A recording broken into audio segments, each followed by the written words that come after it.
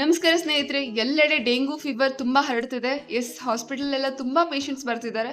So ಇದಕ್ಕೆ ಮುಖ್ಯ ಕಾರಣನೇ ಈ ಡೆಂಗು ಫೀವರ್ನ ಹರಡುವಂತ ಸೊಳ್ಳೆ.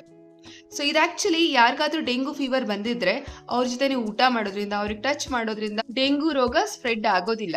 ಆಕ್ಚುಲಿ ಇದು ಒಬ್ರಿಂದ ಒಬ್ರಿಗೆ ಹರಡಬೇಕು ಅಂತಂದ್ರೆ ಅಲ್ಲಿ ಮುಖ್ಯ ಕಾರಣನೇ ಸೊಳ್ಳೆ.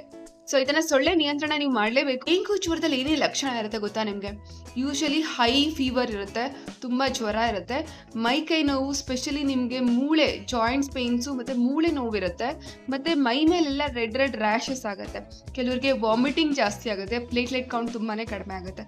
ಸೊ ನೀವು ಹೋಮ್ ರೆಮಿಡಿ ಏನ್ ಮಾಡ್ಬೋದು ಅಂತಂದ್ರೆ, ಈ ಫೀವರ್ ಸ್ಟಾರ್ಟ್ ಆಯ್ತು ಅಂದಿದ ತಕ್ಷಣ ಸ್ವಲ್ಪ ಬೇವಿನ ಎಲೆ, ಒಂದ್ ಅರ್ಧ ಪಪ್ಪಾಯದೆಲೆ, ಮತ್ತೆ ಸ್ವಲ್ಪ ತುಳಸಿ, ಮತ್ತೆ ಅಮೃತ ಬಳ್ಳಿ ಚಾಯ ಮಾಡಿ ಇದನ್ನ ಒಂದ್ ದಿನಕ್ಕೆ ಒಂದ್ 3-4 ಬಾರಿ ಒಂದು 10 ml ಸಿಪ್ ಬೈ ಸಿಪ್ ಕುಡಿಯೋದ್ರಿಂದ ಫೀವರ್ ಕಡಿಮೆ ಆಗುತ್ತೆ. ಈವನ್ ಈ ಎಲ್ಲಾ ಹರ್ಬ್ಸ್ಗೂ ಡೆಂಗು ವೈರಸ್ ಅನ್ನ ಕೊಲ್ಲುವಂತ